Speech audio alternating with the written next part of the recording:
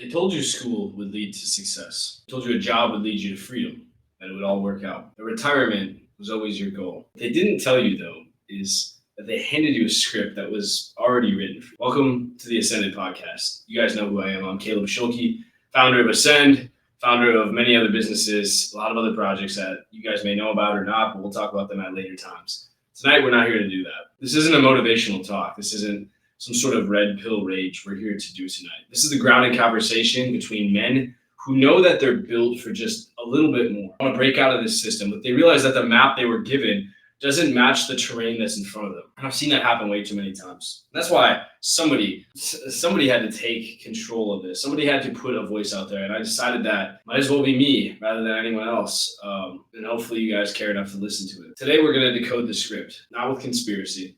I have the red lighting up today. It's just the vibe we're in today, but we're not going to do that today. We're going to do it with historical receipts, with evidence, proof, modern facts, and real tools that you guys can use to take back control. Essentially, nowadays, just kind of trains you to give away. So without further ado, let's get into the first section of tonight's podcast, the industrial blueprint that they still teach today. I'm going to tell you something that you probably weren't told in high school, something that is pretty common, right? The school system most of us grew up in, it was modeled after a 19th century Prussian obedience training. You guys haven't heard me say this before, it came from Prussia, right? After the Battle of Jena in 1806, Prussia needed a more reliable population. They needed people that could listen, that weren't going to rebel, that wouldn't question their commands. So they built a system to essentially manufacture citizens like they did rifles, assembly line style. Go through different levels and work your way to the end. Rows of desks like factory style. Bells to mimic factory whistles. Standardized testing to grade compliant outputs to the system. Horace Mann, famous guy, look him up, please, if you don't know who he is. Horace Mann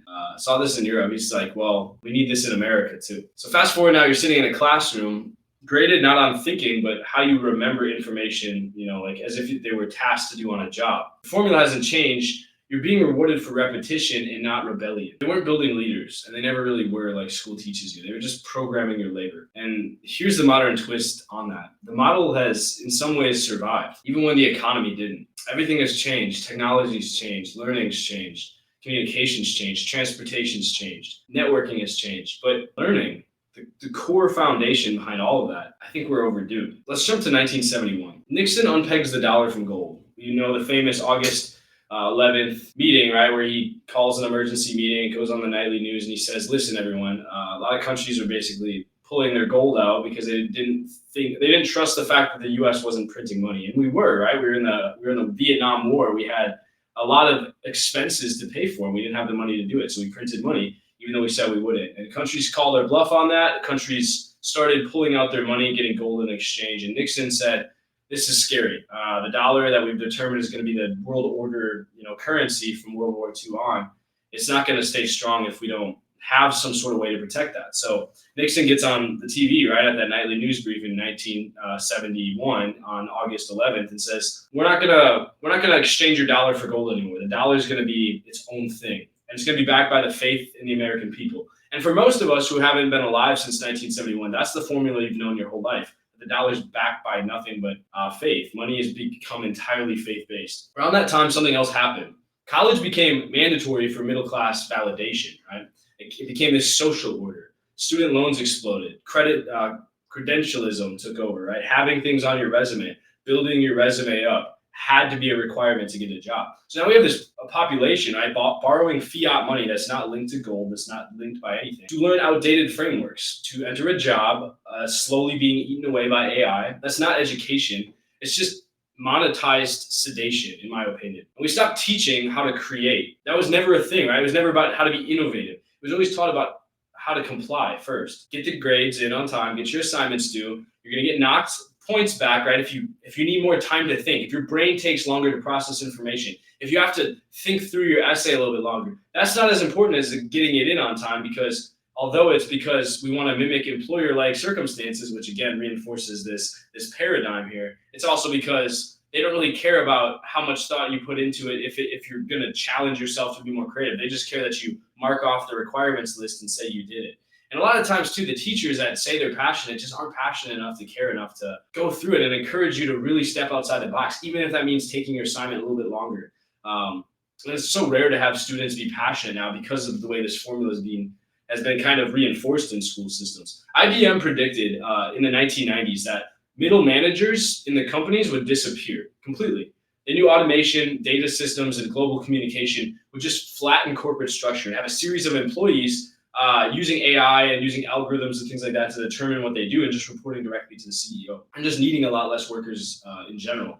So what are we training millions of college students to become? Well, we're not training them to become workers anymore because AI is replacing those jobs. So the jobs that are left in this white collar field are essentially middle managers. You don't need a tinfoil hat, right, to see the absurdity then. Most of the cases are businesses are replacing normal white entry level, paperwork processing jobs with AI, appointment scheduling things with AI. So it's only a matter of time before they come for the thing that you paid $80,000 or $100,000 to put on your resume. You just need to zoom out a little bit to see that. If in 10 years, this is like me saying Bitcoin's going to blow up in 2013. You guys are saying, yeah, he's just kind of going crazy on this right now, but give me 5 or 10 years and I will happily watch back this podcast episode and I won't look crazy at all. And most of us, you can in some ways already see that this is happening, which brings us to segment 3 of this podcast. Men are quietly dissolving inside because of this. Women, stay with me here. I'm going to talk about you guys too in a second, but I want to switch gears real quick because this isn't just about economics. It's kind of about identity too. We raised a generation of men to essentially believe your value comes from your GPA, it comes from your achievements in school. Your masculinity comes from your accomplishments. It comes from your title, what you've achieved at work and in life, and your worth, therefore, comes from the approval of people around those things. And they hand you a laptop, right, a cubicle, and a Monday morning meeting with very little energy, no mission behind it, and they grind you away for years. And there's a quote, right, that says, "A man with no clarity will distract himself with comfort." Happens a lot. A man with no sovereignty will outsource his ambition. And a lot of times they don't even do that. It just fades away entirely. This is what we're seeing right now. You know it, I know it, and that's why I'm here talking about it. We don't need more feelings.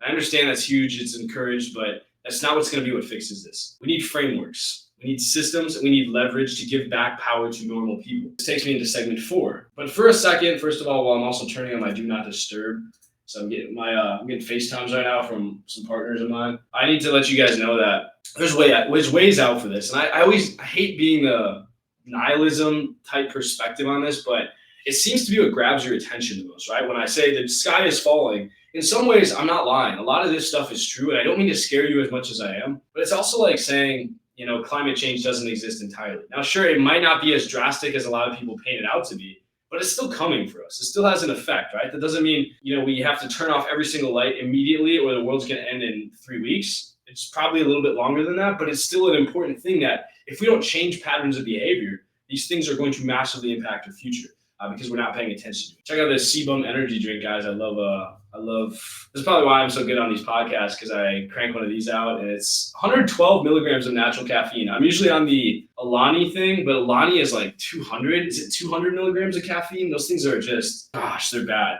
What's up, Hannah? What's up, Jacqueline? What's up, Shani? Welcome all in. And these things taste so good too. I love Chris Bumstead. Mr. Olympia, shout out to CBum.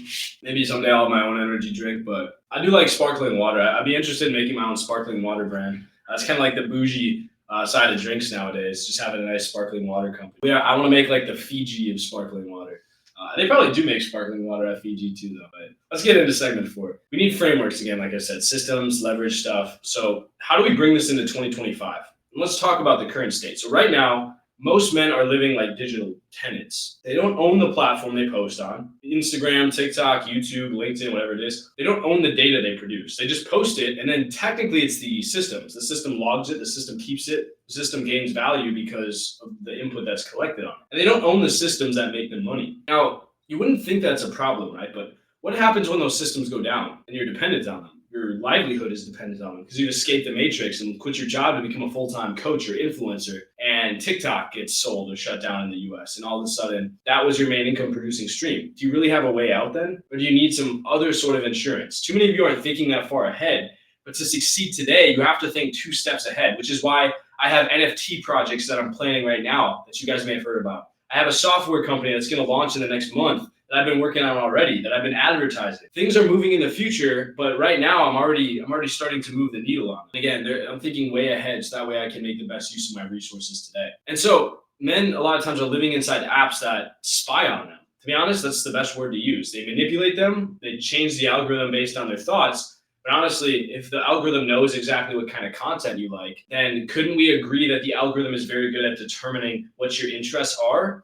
And therefore, couldn't those interests also be shifted in, kind of a sliding scale to push you slowly toward an extreme without you realizing it? What if again it wanted you to be, let's say, I'm gonna just pick a side. Let's say you're right leaning. Is this right on the screen? This is right. I think this is right. Let's say you're right leaning over here. And they want to push you left. So what they'll do is they'll show you kind of a moderate level video that's over here. And then you'll be like, okay, that's kind of funny. I kind of relate to it too, right? They keep showing you these kind of on repeat until you start like actually watching these videos that are right here.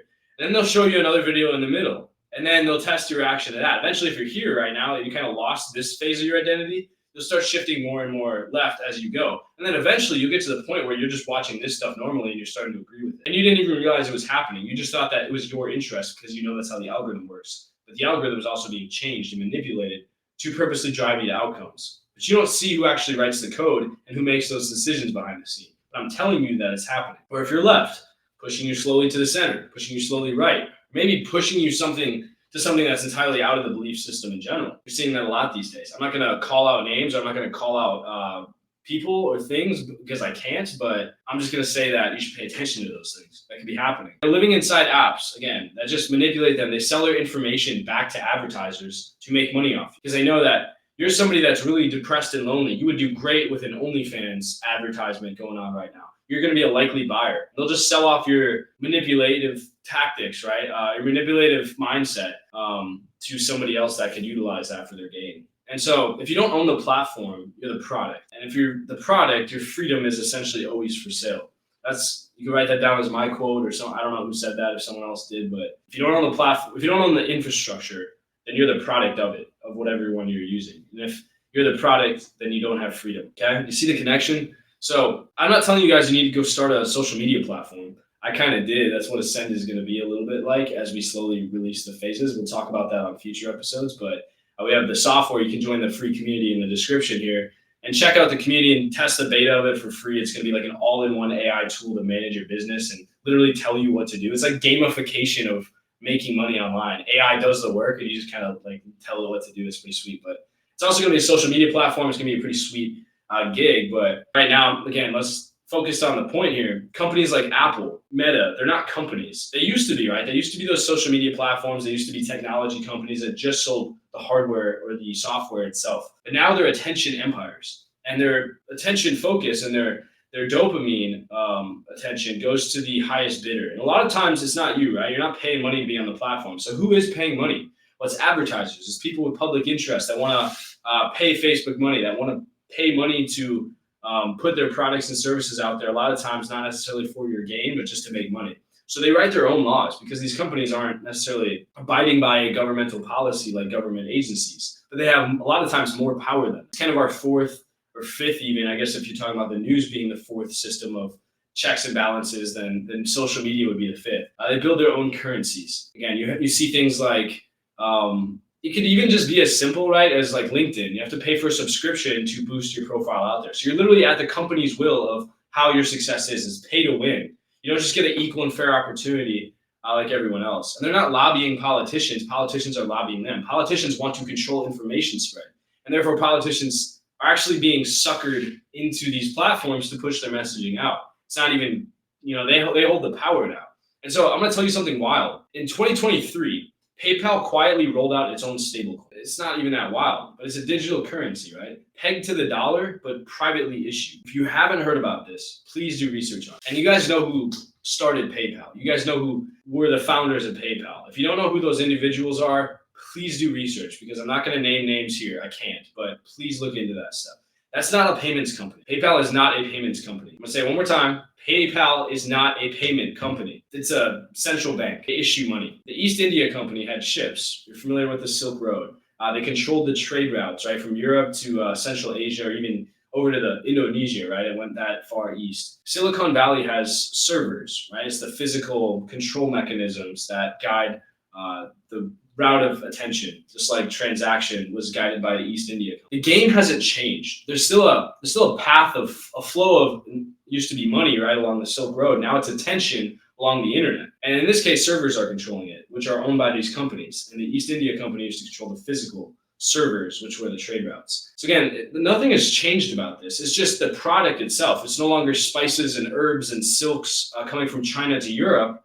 It's just attention going from brands to your face. And so whoever owns the median of exchange between that is the real winner. So let's talk about, I want to actually go deeper on this metaphor. If you guys haven't paid attention during world history, I would suggest you pay attention now, because this is probably the last chance you're going to get before you just miss out entirely. And this is probably critical information if you don't even know what I'm talking about. If you don't know who Mansa Musa is, I'm about to tell you. It should be a name that somewhat rings a bell in your head. But first, I'm going to take, another sip of this blue snow cone energy drink, because that's what keeps me going here. Who is Mansa Musa? Mansa Musa. He was the richest man on earth, arguably ever, probably ever in history. Because again, like, he didn't have billions or trillions of dollars, but dollars didn't exist then. But if you take how much wealth he had in gold, which is his trading currency, and converted it to today's dollars, he'd be the richest man ever. He didn't just hand out gold, he did it strategically. He had so much gold, he was an African trader, and controlled a lot of the trade routes, took tolls and fees and taxes on these traders, and collected an insane amount of physical gold. He inflated economies on purpose. One man did this to control the narrative and to bend kingdoms to his name. He bought up all the spices in one land just to say they were rare, and he could sell them at a premium price in another. It's again how monopoly works. That's what most men forget. Power isn't just about resource, it's about reach. And it's about influence and controlling the narrative. Your bank account buys you tools, cash does. Your attention buys your reality. And that influences not only the bank account, but the decisions you make, the way your life carries out, what you're capable of doing, and what other people can do to you. And if you're not directing either of those,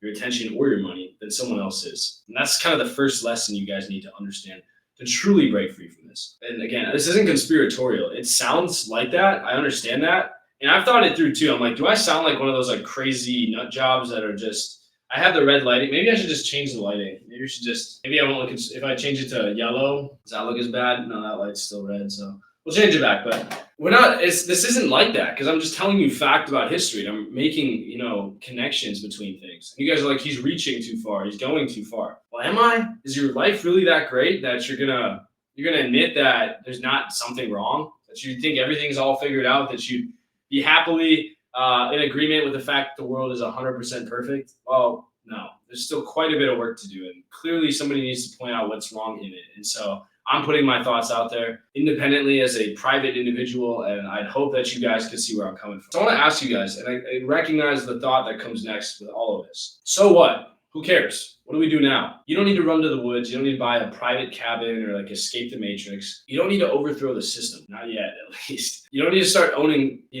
crazy weapons or stockpiling cash or food or whatever it is. You just need to own pieces of your output. You need to take back control over the little things that you don't think matter, but really actually do. So what does that mean? It means building a content stream that nobody can cancel. Why do you think my podcast is on Rumble primarily? Because they don't censor me. I can get monetized here.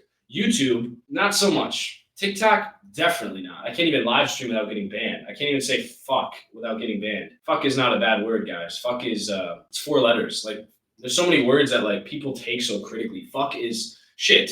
Like, damn, like those words are just 2 like combinations of sounds. And like, if you think about it, being scared of like sounds is really crazy. And sure, people say like it's the intent behind sounds, right? If I say like fuck you, then it's like, well, that sound, like inherently, if I didn't speak English, then I wouldn't be offended by that. But then it's like they recognize the intent behind me saying fuck you as like I want to express violence toward you. And if you think about it every day, how many times do people do that without using their words? Like, how many times do people say fuck you without even physically saying it? So why is saying fuck you worse? Because wouldn't you rather know the truth of how things are? Wouldn't you rather know someone's actual opinion rather than just sense that somebody's cursing you out or hates the way you look or doesn't, appreciate you and doesn't say that to your face? To me, that's almost more offensive than someone just saying it. I'd rather know the truth and then be able to make decisions and judgments and things like that based on actual information. I would respect someone more for saying it, for saying bad things to me, than just covering it up and acting like everybody is perfectly equal and fine and nobody has issues with each other. I don't think necessarily that's the best way to go in all cases. Come hate me, but so how do we do this again? How do we own infrastructure?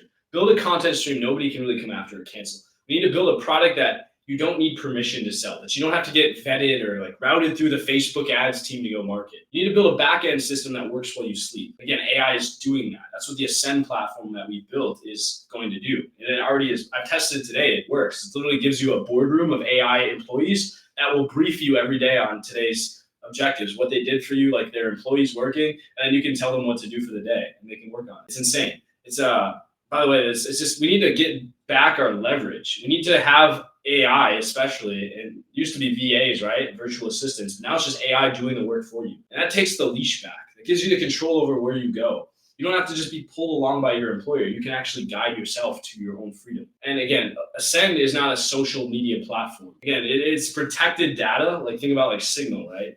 Everything's encrypted. You don't have to worry about your data being breached or stolen. We have top tier security. You can post your reels on there. You can post your job posts, whatever it's going to be to connect with people and find leads and also manage your clients and things like that. But we just opened up the free community for it early and people can test out our business systems. Eventually it's going to be paid because it's literally a done for you business that can coach in any area of expertise or run an agency.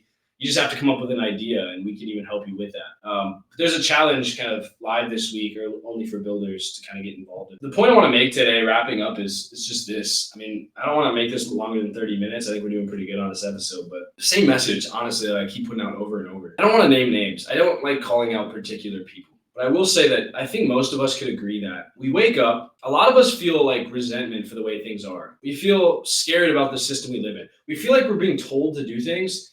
And our natural response is just to listen to it, right? Because we don't have other information that's more accurate to act on. So the only thing in front of us is just to do what sounds like the logical path, to go to college, try to figure it out, try to get a job, pay down your debt, take a high interest rate mortgage and pay it down and make it decent, all right? But then in the back of our minds, we know there's more to it.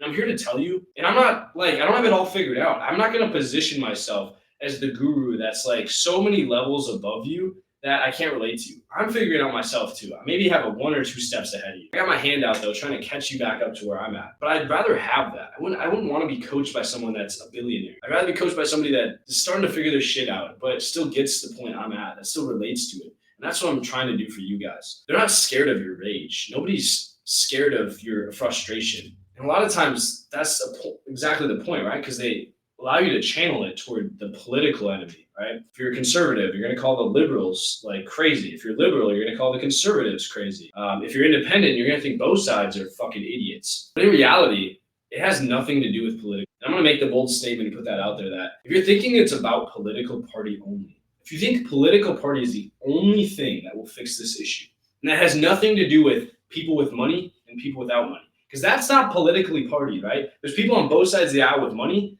and not money. So it's got to be something deeper than just having money, right? Because otherwise it would be poor people and rich people. And honestly, sometimes it feels like left and right is kind of like that, but it's not. There's another factor. I think I know what it is. I can't say it, but I want you guys to start thinking critically about what that could be. And when you start realizing the truth of the world and you start realizing what's actually going on, that's when you breed focus. Because it's like it all clicks and you get clear focus because you understand, oh, well, then that's the reason for that.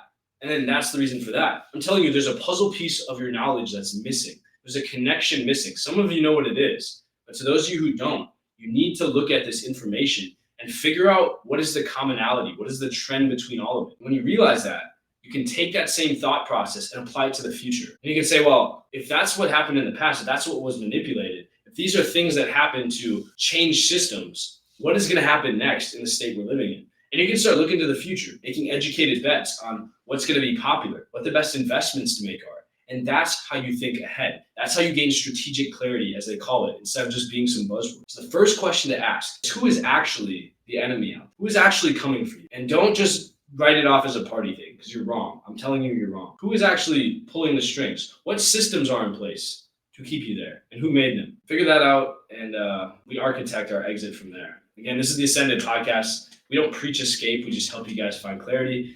We have our own software, our own tools to help you guys control your data, control your privacy, to make a bunch of money online, to escape systems, and to live your best life as your own individual. Join the community, guys, below, and help you architect your own exit. Thank you, guys. And as always, I'm rooting for you. Happy Saturday.